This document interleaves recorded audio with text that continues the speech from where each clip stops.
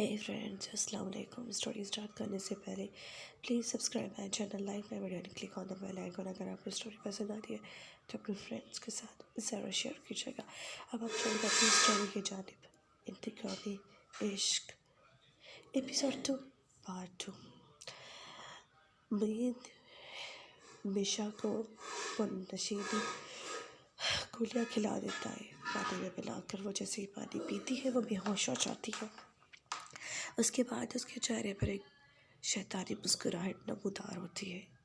मोइन उसे देखकर कह रहा होता है कि तुमने मेरी वहाँ रेस्टोरेंट में सबके सामने इंसल्ट की थी ना, अब तक ना तुम्हें मैं किसी काबिल नहीं छोड़ूंगा। देखकर हंस रहा होता है और वो फ़ौरन ही अपनी मंजिल से तक गाड़ी पहुँचाने के लिए गाड़ी को रोड पर मोड़ चुका होता है और वो सीधा शहर से दूर गाड़ी को ले जाने लगता है जहाँ उसका फार्म हाउस होता है। और वो बेचारी मिशी बेहोश होती है और जब वो उसे वहाँ पर पहुँचा देता है तब मिशी को होश आता है और वो देखती है कि सामने मोइन खड़ा है। वो उसे देखकर कहती है कि ये तो मेरा घर तो नहीं, तुमने मेरे साथ क्या किया है तुमने मेरे साथ। जब वो अपनी हालत को देखती है तो उसे लगता है कि कुछ ना कुछ तो अजीब हुआ ही है उसके साथ। मोइन उससे कहता है कि अभी तक तो मैंने तुम्हारे साथ कुछ भी नहीं किया, लेकिन अब तुम्हारे साथ बहुत कुछ करने का इरादा रखता हूँ। तुमने सबके सामने मेरी इंसल्ट की थी ना मिशा, अब तुम देखो मिशी के बच्चे में तुम्हारे साथ करता क्या हो। और वो मिशी की तरफ अपनी शैतानी हंसी हंसता आ रहा होता है उसके करीब। मिशा को उससे बहुत डर लगता है। वो उससे झगड़ा करने की कोशिश करती है लेकिन वो शख्स उसे वापस पेड़ पे फेंक देता है और उसके करीब आने की कोशिश कर रहा होता है। मिशी फिर मिन्नतों और समाजतों में उतर आती है। उसे कहती है कि तुम अगर मुझसे माफ़ी मंगवाओगे पूरे कॉलेज के सामने, मैं तुम्हें माफ़ करने के लिए भी तैयार हूँ। माफ़ी का वक्त चला गया मिशी, अब तो बस इंतकाम का वक्त है। मिशी उसको बहुत दुहाइयाँ देती है लेकिन वो उसकी और नज़दीक आ ही जा रहा होता है। इतने में मिशी उसे कहती है कि तुम्हें खुदा का वास्ता तुम मेरे साथ ऐसा मत करो, लेकिन वो फिर भी नहीं मानता और वो उसके मज़ीद करीब आने की कोशिश कर रहा होता है। इतने में अचानक मगरिब शुरू हो जाती है और जब मिशी उसे अल्लाह का वास्ता दे रही होती है तो अजान आती है तो मिशी उससे कहती है कि कल को तुम्हारी बेटी भी होगी और तुम्हारी बेटी के साथ भी वही होगा जो आज तुम मेरे साथ कर रहे हो। ये बात सुनकर उसके दिल में कुछ होता है, वो पीछे हट जाता है। वो रूम से बाहर निकल कर खुद को कहने लगता है ये मैं क्या कर रहा था। नहीं, मैं किसी के साथ ऐसा नहीं कर सकता। लेकिन वो सोचता है कि मिशी को हिसाब भी तो देना पड़ेगा ना, उसने मेरे साथ ये सब कुछ किया। फिर उसे याद आता है कि मिशी उसके साथ कहती है कि मतलब तुम्हारे साथ किसी भी लड़की का नाम जुड़ना या फिर तुम्हारे साथ रहना उसके लिए पूरी ज़िंदगी की दाग या उम्र कैद हो सकता है, क्योंकि खुशी के साथ उसके साथ कोई नहीं रह सकता। ये बात जब उसे याद आती है तो अपने दोस्त को कॉल करता है और कहता है कि मौलवी को तुम्हारे पास मौलवी का नंबर है, तुम मौलवी का नंबर दो मुझे और तुम फ़ौरन यहाँ पे आओ। वो अपने दोस्त को कॉल करता है और उससे कहता है कि तुम फ़ौरन फ्री फार्म हाउस पर आओ। उसका दोस्त बहुत डर जाता है और कहता है तूने उसके साथ कुछ गलत तो नहीं किया। वो कह रहा है कि मतलब गलत तो मैंने हो रहा था, अब तो सब सही कर रहा हूँ मैं। और वो कहता है कि तुम ना मौलवी को कॉल करो, मैं सीधा निकाह कर रहा हूँ मिशी से। ये बात जब उसका दोस्त सुनता है उसके पाँव में से ज़मीन खिसक जाती है। भाई, बात तो बदले की हुई थी, आप तो सीधा शादी कर रहे हो। ये शादी नहीं, ये मेरा बदला है। वो ये कहना चाहती थी ना कि मेरे साथ कोई भी नाम नहीं जोड़ सकता। इतना बुरा और इतना गिरा हुआ इंसान हूँ। मैं उसे ये बताना चाहता हूँ कि अगर वो इंसान उसी की ज़िंदगी पर मुसल्लत हो जाए तो वो किस तरह से रहेगी। मिशी रूम में बहुत रो रही होती है। आधे घंटे के बाद वहाँ पर मोइन नमूदार होता है और मोइन उसके लिए खाना लाया होता है। वो उसके हाथ पाँव पड़ रही होती हाथ पाँव पड़ रही होती है ताकि वो उससे छोड़ दे और वो उससे कहता है कि मैं तुम्हें छोड़ दूँगा, जाने भी दूँगा, लेकिन एक शर्त है।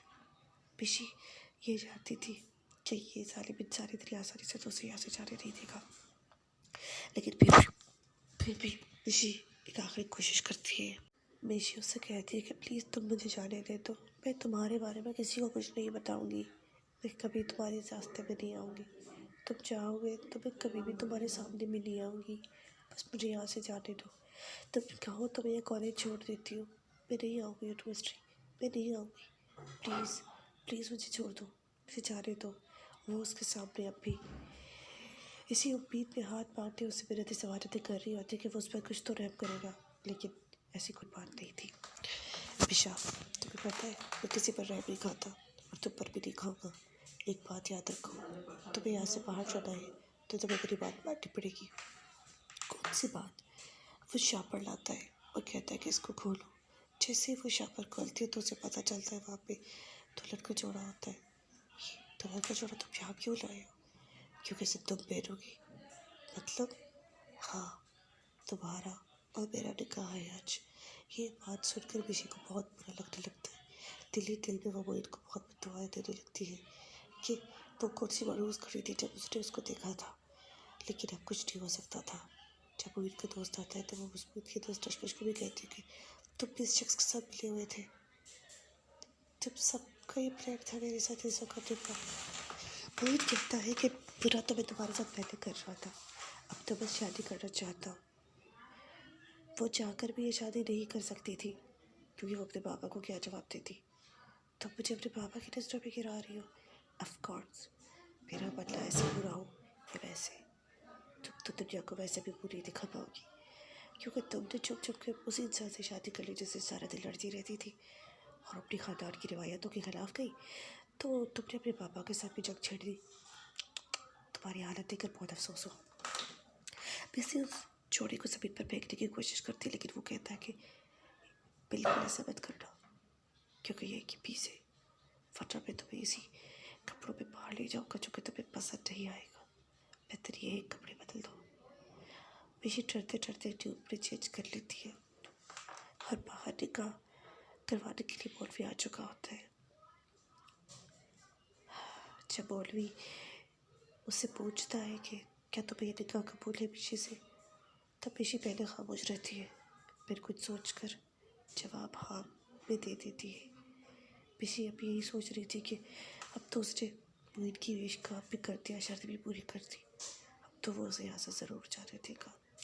जब निकाह कंप्लीट हो जाता है, निकाह को वहाँ से चला जाता है, तब मोहित वापस उसके रूम में आता है और उसे दूसरे कपड़े लाता है। उसे कहता है तुम अपने कपड़े तब्दील कर लो। वो अपने कपड़े जैसे ही तब्दील करती है वो यहाँ से जाने लगती है, तो वो कहता है कि अब के बाद ये निकाह के पेपर मेरे पास रहेंगे मिशा, और मैं तुम्हें जब जो जो कहूँगा तुम्हें वो करना पड़ेगा। अभी वो कहती है कि ठीक है, लेकिन मेरी भी एक शर्त है। क्या? कि ये तुम किसी भी कीमत पे मेरी फैमिली वालों तक ये कागजात नहीं पहुँचाओगे। प्लीज़, मेरी फैमिली को बीच में नहीं लाओगी, और जब तुम्हारा बदला मेरे से पूरा हो जाएगा तुम्हें लगे तो प्लीज़ फिर मुझे डिवोर्स दे देना। उस वक्त उस कागजात को देखकर कहता है कि ठीक है, जब मुझे लगेगा कि मेरा बदला तुमसे पूरा हो चुका है और अब कोई नहीं कुछ नहीं बचाए तब मैं तुम्हें छोड़ दूँगा। और मिशी तब कहती है कि ठीक है, मैं तुम्हारे लिए एक सर्वेंट हूँ जो तुम्हें सर्व करेगी और तुम मुझसे किसी चीज़ की उम्मीद मत रखना। मिशी जब वहाँ से जाने लगती है तो वो उसे वापस खींच कर बेड पर गिरा देता है और वो उसके ऊपर झुक के कहने लगा है कि अब तुम मुझे मेरा राइट नहीं दोगी। मिशी को बहुत गुस्सा आता है और वो कहती है कि मैंने तुम्हारे कहने पर निकाह कर लिया, अब क्या चाहते हो मुझसे? वो कहता है कि अब तुम्हारा पूरा मुझ पर रखे और मेरा पूरा तुम पर रखे, तो तुम्हें तो मेरा राइट मुझे देना चाहिए ना। वो मिशी को ऐसे दबाना चाह रहा था। मिशी को शरीर गुस्सा आता है और वो उसे थप्पड़ मारने का सोचती है, लेकिन इतने घंटों में उसके साथ जो कुछ हुआ वो भूल के भी ये गलती को नहीं कर सकती थी। उसे लगा कि अगर मैं ये करूँगी तो शायद वो मुझे ऐसे जाने ही ना दे, पता नहीं ये शख्स मेरे साथ फिर क्या करे।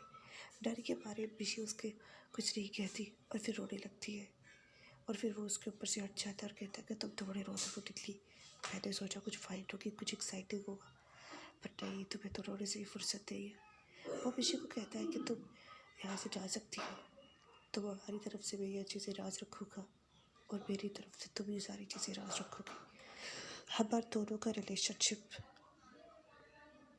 वो वहाँ पे शुरू हो जाती है मिशी कि ये कुछ भी नहीं है, सिवाय तुम्हारी बदले की आड़ के। इस शादी को मैं तो कम से कम नहीं मानती जो ज़बरदस्ती की गई है, लेकिन मोहित कहता है इस शादी को मैं तो मानता हूँ, इसीलिए तुम्हें ये शादी माननी ही पड़ेगी। अब मोहित इस बात पे बहस करने ही लगता है कि मीशा बेचारी कहती है कि चलो मुझे प्लीज़ घर छोड़ दो, मैं तुम्हें कुछ नहीं कहूँगी, घर तो मैं तुम्हें छोड़ दूँगा मीशा, घर जाकर तुम्हें मुझसे बात करनी पड़ेगी। कोई ज़बरदस्ती है? हाँ ज़बरदस्ती है।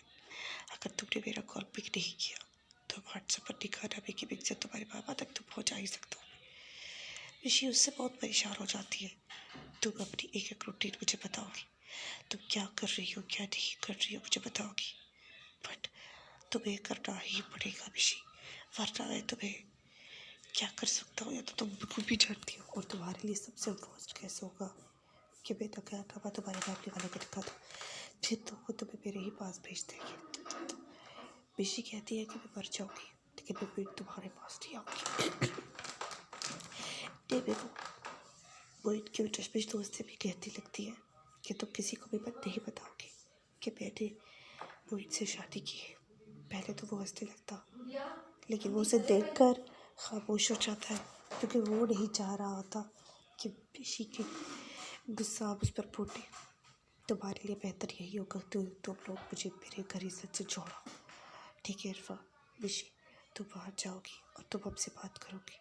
हमसे किनसे? तुम्हारे टशमिश दोस्त से। नहीं, अगर मैं तुमसे जितना बात करूँगा तुम मुझसे उतनी बात करोगी। मतलब मैं अगर तुमसे पूरी रात बात करना चाहूँ तो तुम मुझसे पूरी रात ही बात करोगी। क्या आप पे नींद नहीं सो सकती? बिल्कुल नहीं सो सकती। तुम मेरे लिए असाइनमेंट्स तैयार करोगी, तुम मेरे लिए खाना भी बनाओगी। व्हाट? जी, जिस दिन छुट्टी होगी उस दिन तुम मेरे साथ सारा टाइम स्पेंड करोगी। और फिर क्या? फिर तो तुम जानती हो तुम ये सब क्यों कर रहे हो भाई? तुम्हें तो कोई भी ना खेल सकती थी ना। मैंने तुम्हें क्या कहा था कि तुम्हें मेरी सजा के तौर पे रखा है? तुम्हें मेरे साथ वक्त गुजारने से नफरत है ना, अपना नाम मेरे नाम से जोड़ने से भी नफरत है ना, तुम्हें मेरे साथ रहने से भी नफरत है, मेरी परछाई से मेरे साय से भी नफरत है, मेरे वजूद से भी नफरत करती हो तुम। इसीलिए तुम्हारी सज़ा यही रहेगी कि तुम 24 घंटे मेरे साथ रहोगी, ना चाहते हुए मुझे बर्दाश्त करोगी, और जितना भी तुम्हें दुख करूँगा तुम खुशी खुशी मुझसे होगी भी, और तुम्हें सहना ही पड़ेगा। वो मोहित की ये सारी बातें सुनकर उसे बहुत गुस्सा आ रहा होता है। उसे लग रहा होता है कि मोहित उसे अब हद से ज़्यादा तंग करेगा, और वो भी वही रहा था। मोहित उसे घर छोड़ने जाता है और फिर उसे उसका हाथ पकड़ के कहता है, देखो जब तक तुम मेरी बात मानोगी तब तक तुम्हारे पर कोई आँच नहीं आएगी, मेरा बदला भी पूरा हो जाएगा और किसी को कुछ पता भी नहीं चलेगा। बाद में अगर तुम चाहोगी मैं चुप कर तुम्हें डिवोर्स भी दे दूँगा, लेकिन अगर सारे कॉन्ट्रैक्ट के बीच में किसी को कुछ पता चलता है, मेरी फैमिली को या मेरे फ्रेंड्स को,